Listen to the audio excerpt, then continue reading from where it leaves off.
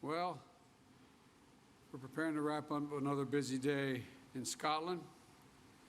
I think we got a lot done. We have a lot of good substantive meetings, and with my fellow leaders, and most of all, it was critically important for the United States to be here. At COP26, back in the Paris Agreement, raising domestic climate ambitions and demonstrating a commitment to support the rest of the world, particularly those countries that are on the front lines of the climate crisis. Today I spoke with leaders of forested nations, island nations, developing countries. My message to them was the United States is going to be their partner as we meet this climate crisis. And I want to thank the United Kingdom and Prime Minister Johnson for hosting us, hosting the world at a critical moment, as well as I met with Prince Charles, who's put together a very significant operation over the last 6-7 years of trying to bring in the private sector to work on a number of these issues. Glasgow must be the start, as you're tired of hearing me say it, but a decisive decade of action so we can keep the limit of 1.5 degrees within the reach of us and the rest of the world. We have to keep accelerating our progress. Today's agreement by more than 100 countries, representing 85% of the world's forests, to halt and reverse deforestation by 2030, is a great example of the kind of ambition we need, and the United States is proud to have initiated and supported it.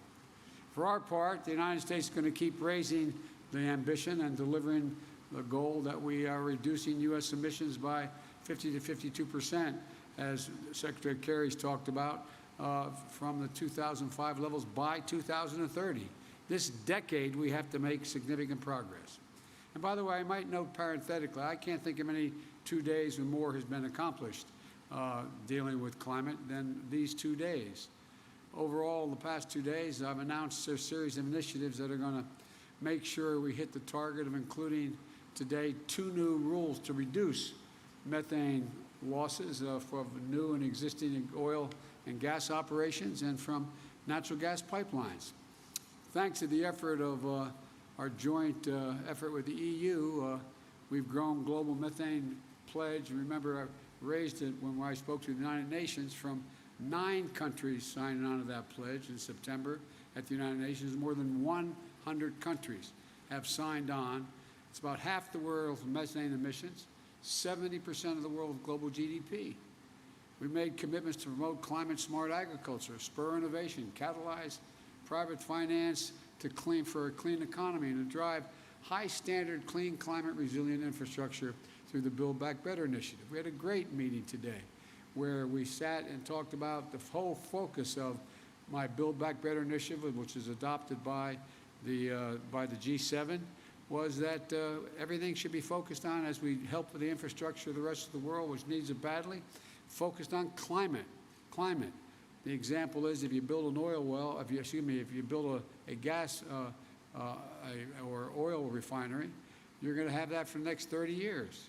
Well, why not invest now if we're going to provide for the help for nations in solar capacity or wind capacity? So the point is, although we also brought through the new President's Emergency Plan for Adaptation and Resilience. We called it, I'm getting tired of acronyms, I have to admit to you, but it's called a PREPARE. We're going to support climate adaptation efforts in more than 500 million people worldwide. We also released our overall long-term strategy that outlines how we'll get to net zero emissions by 2050. You know, we know that this must be a whole-of-society effort. I'd also want to thank the representatives from the private sector and from labor and philanthropies, civil societies who are dedicating themselves to the climate action efforts we're all making here. That leadership, together with action by state and local and tribal governments, has been essential in the United States. That's why, despite the previous administrations pulling us out of the Paris Agreement and refusing even to acknowledge there was a climate crisis, we still brought down emissions during that period. I also want to acknowledge the passion and power of the young people and the activists who are doing such vital work to remind us of our moral obligation to future generations. But look, as I said yesterday, it's not just a moral imperative, it's an economic imperative as well. Investing in our clean energy future is an enormous opportunity for every country to create good-paying jobs and spur a broad-based economic recovery. As I've said, you've heard me say before, and my colleagues as well, when I think of climate crisis, I think of jobs. And that's what the Build Back Better framework will do for the American people. It's going to bring historic investment in clean energy, addressing the climate crisis. It's going to cut greenhouse gas emissions by well over a gigaton by 2030. It's going to save consumers money in their energy bills and with tax credits for things like installing solar panels and weatherization of their homes. It's also going to provide manufacturing credits to make sure the United States is competing in energy markets of the future like solar panels and wind turbines. It's also going to accelerate electric vehicles and electric school buses and build a nationwide network of 500,000 charging stations to power them. It's about jobs. It's about competitiveness versus complacency. It's about making the world safer, cleaner, healthier, a place for our children and children all around the world to look to the future in a way that they can't now. And so there's so many other things that have happened today that I feel good about. But let me start, if you will, I'll be happy to take your questions. Phil, you got a question? I'm watching on TV a lot. Thank you very much, Mr. President. You noted your disappointment with Chinese actions on climate in Rome, and also the lack of willingness for Chinese President Xi Jinping to show up at either the G20 or COP26. But I wanted to ask more broadly, when you assess where things stand right now in U.S. China relationships after your first 10 months in office, your diplomats have had difficulty engaging in a substantive manner with some of their counterparts. You have a Chinese military that has tested a hypersonic missile this summer. It is building its nuclear capability. What is your general assessment of where things stand, and are you concerned that the potential for armed conflict has grown over the course of your first 10 months in office? Well, let me start off by addressing the first part of, if not the question, the statement. And that is that I indicated that China and Russia not showing up in Saudi Arabia was a problem. We showed up. We showed up. And by showing up, we've had a profound impact on the way I think the rest of the world is looking at the United States and its leadership role. I think it's been a big mistake, quite frankly, for China, with respect to China not showing up. The rest of the world is going to look to China and say, what value added are they providing? And they've lost an ability to influence people around the world and all the people here at COP.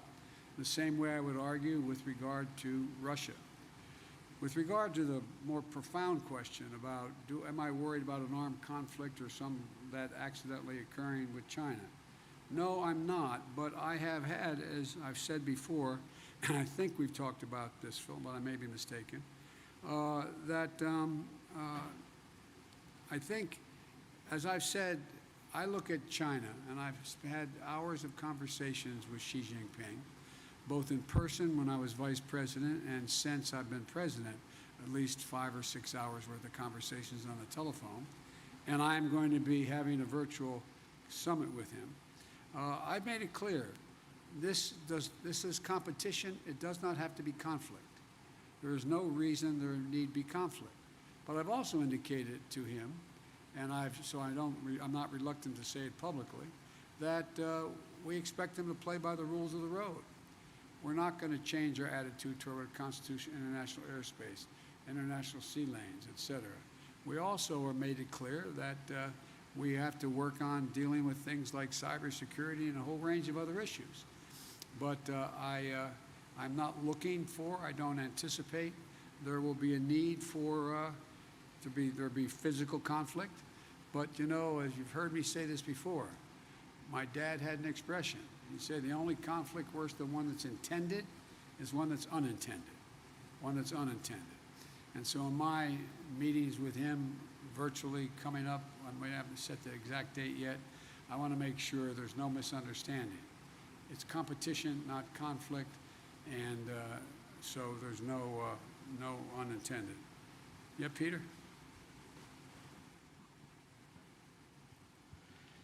Mr. President, you're touting on this visit your $1.75 trillion plan that includes climate, but your party is still not united behind it. Senator Joe Manchin yesterday called it budget gimmicks, shell games, and a recipe for economic crisis. Today he said he never signed off on the framework. So do you have a specific commitment from Senator Manchin to support your Build Back Better bill, yes or no?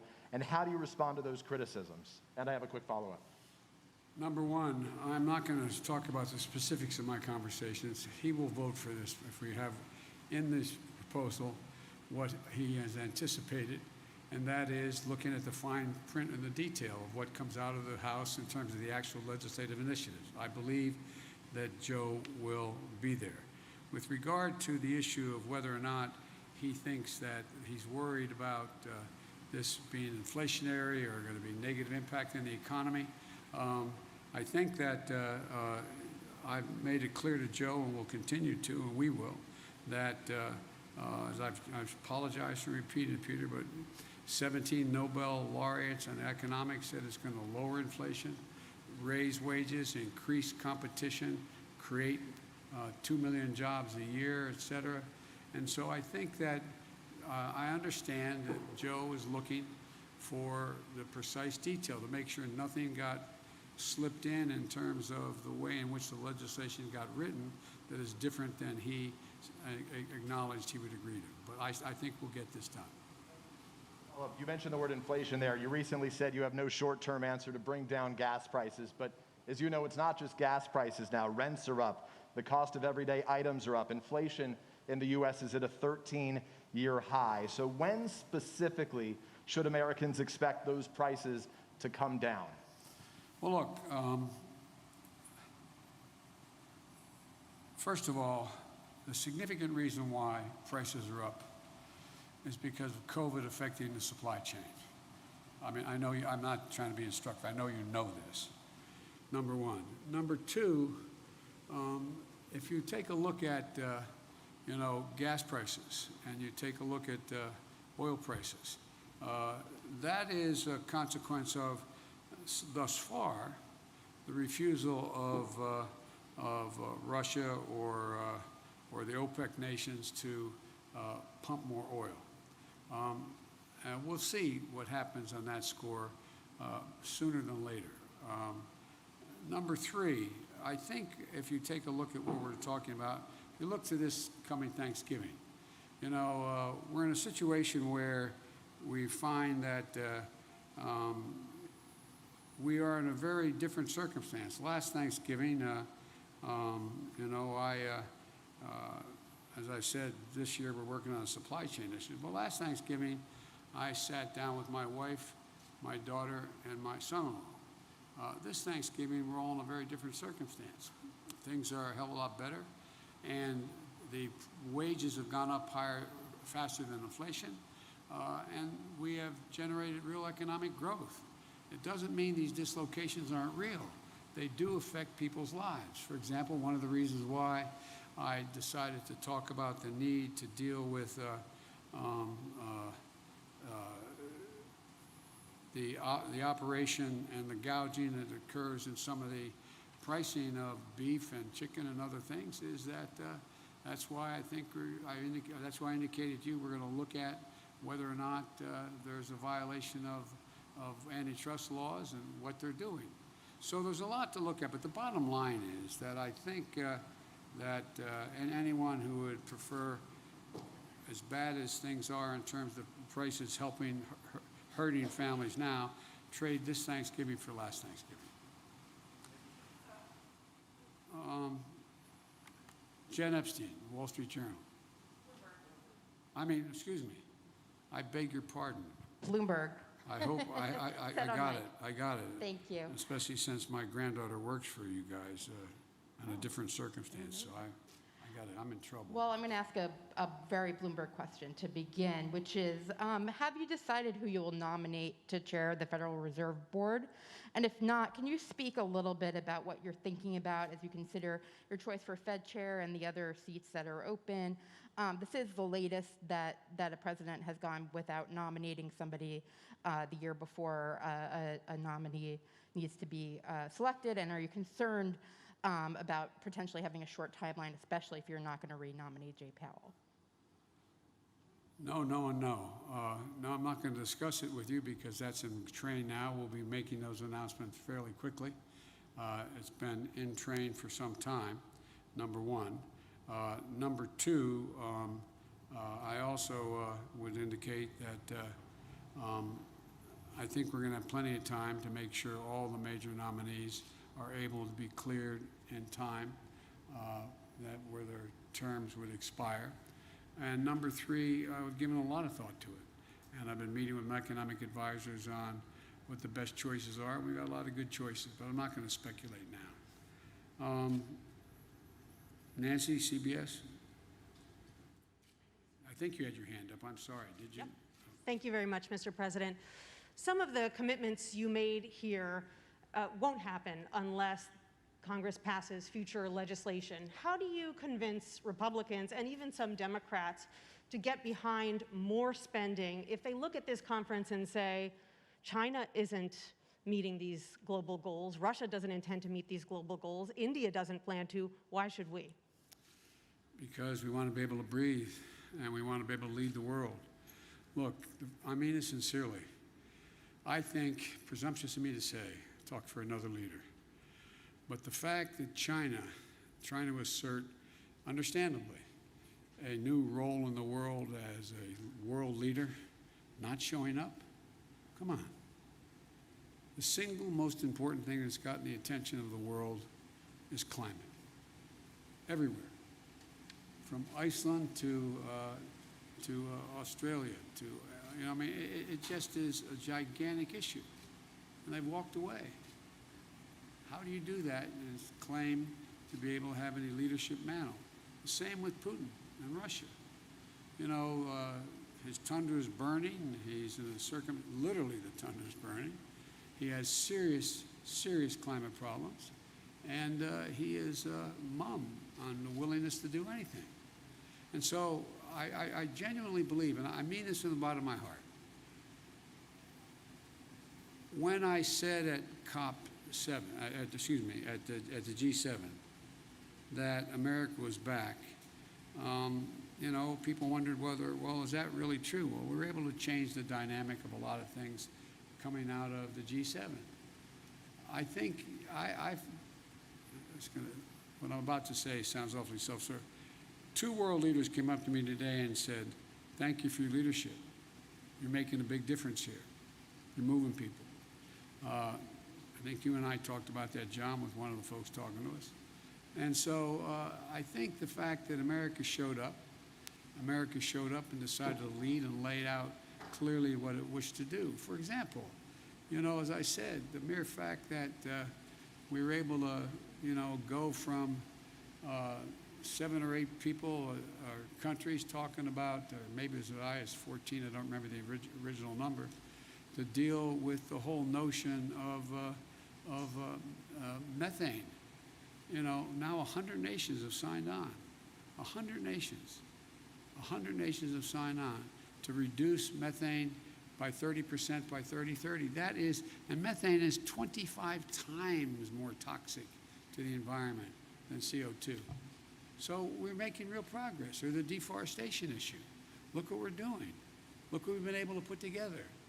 And in addition to that, one of the things that I feel the best about, and I don't claim any unique credit for it, but I think that we've gotten for the first time a combination of, in dealing with the international problem and that circumstances affect all nations, that we've not only gotten countries off the sideline in terms of making significant financial contributions, but literally trillions of dollars worth of the private sector jumping in, knowing they've got to play and they're going to play an incredibly positive part in dealing with these problems.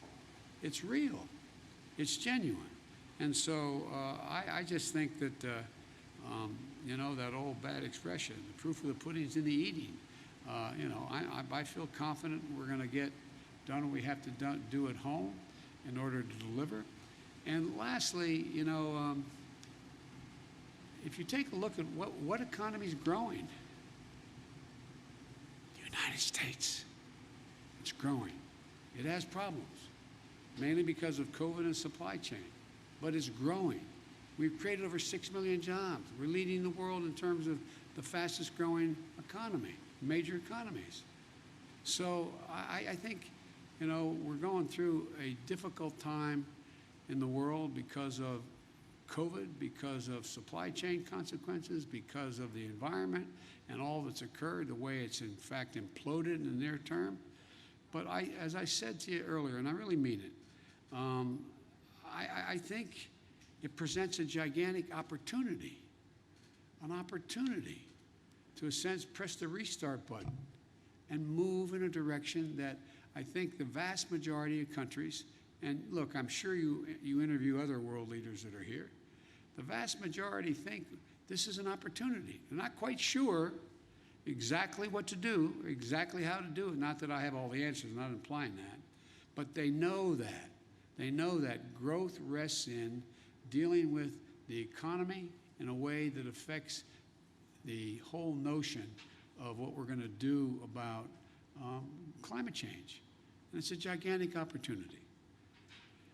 Okay, I called on the Wall Street Journal, Catherine. I got the wrong one. Sorry. Let's try the real Wall Street Journal. Thank you very much. We are the real Wall Street Journal. Mr. President, you tweeted earlier asking Virginia and New Jersey residents to vote. Democrat Terry McAuliffe is struggling in a state that you won by 10 points. Do you see his problems as a rebuke of your presidency? And could this signal your real losses for Democrats in the midterms? We're going to win. I think we're going to win in Virginia. And you know, you're reporting it being close. The race is very close. So it's about who shows up, who turns out. And granted, I did win by a large margin. But the point of the matter is that I think that this is going to be what we all knew from the beginning. This is going to be a tight race. And it is tight. And it's going to get down to turnout. And it's going to, my guess is I'm going to be landing at 1 o'clock in the morning East Coast time. That's probably about the time we'll be hearing what the final results are. I think we're going to win New Jersey as well. But look, you know, the off year is always unpredictable, especially when we don't have a general election going on at the same time. That's been the case up and down, you know, for a long time, especially as Virginia's turned more and more blue. But having said that, I don't believe, and I've not seen any evidence that whether or not I am doing well or poorly, whether or not I've got my agenda passed or not, is going to have any real impact on winning or losing. Even if we had passed my agenda, I wouldn't claim we won because Biden's agenda passed. So, but I think it's I think it's going to be very close. I think it's going to get down to, as you all know, turnout. And I think that based on what I have heard so far, it's awful hard for me to be prognosticating, which I don't like doing as president anyway, from overseas. But I think, I hope that every eligible voter in Virginia and New Jersey shows up and votes. And the more of them that do, the better off I think our chances are. And I think we're gonna win. Okay. All right. NPR. Scott. Oh, hey. You mentioned climate activists before, and I want to ask something about them. You're touting agreements, other world leaders have touted agreements, but the atmosphere around the conference here is skeptical, and it's pretty angry. Climate activists feel like decades and decades of COPs have led to broken promises, and they feel like even if all of these goals are reached that you're talking about the last few days, it's just not enough right now. And I'm wondering what you would say to the people outside who are really angry at this conference, especially at this moment, where Joe Manchin has expressed, has created more doubt that your climate legislation will pass, and you've got a very conservative Supreme Court about to take a look at whether your EPA can regulate greenhouse gas emissions. What's your message to people outside who just worry this all isn't enough right now, given the crisis? Well, first of all, I think anyone who is focused on the environment should be worried. We've got a lot more to do beyond what we've done. We've done more than we've ever done, though. That's the point. And more has to be done. And I didn't have a single member of this conference come up to me and say, are you going to pass what you have, and what do you think is, how's that going to affect, and what are you going to do? What they're looking at is what, in fact, has happened in terms of everything from dealing with deforestation to what we're going to do on Build Back Better and how we've been able to focus now. I mean, when's the last time you heard world leaders sit down together and agree that what they're going to do is when they deal with the needs of the infrastructure of other countries, that they're going to focus first and foremost on whether or not what the climate impact is on that. So I think, look, this is there's a reason for people to be worried. I'm worried. I'm worried if we don't continue to move forward and make the kind of progress we're now making, that it's going to, I mean, we throw into jeopardy the prospect that we're going to be able to keep the temperature from rising above 1.5 degrees Celsius. But I'm optimistic because I think there's a, how can I say it? I guess maybe the best way to say it to you, Scott, is what I feel is that the populations of each of our countries have a different perspective than they did at COP25. I think there is, I mean, not because of necessarily any of the leaders of any of our countries, including mine, that all of a sudden people are seeing these things happening they never thought would happen. They're seeing people drown in their basements in Queens, New York because of flooding and rain. They're seeing that, you know, more territory burned down in the United States just since the first of the year than it makes up the entire land mass of the state of New Jersey. They've seen hurricane with top winds of 178 miles an hour. I mean, so they're looking at these things. They're seeing more, the water's warming. They're seeing a whole range of things occurring around the world that haven't happened. And it's sort of like, whoa, whoa. Because I don't get what I used to get when I started to, there's no reason why anyone would remember this.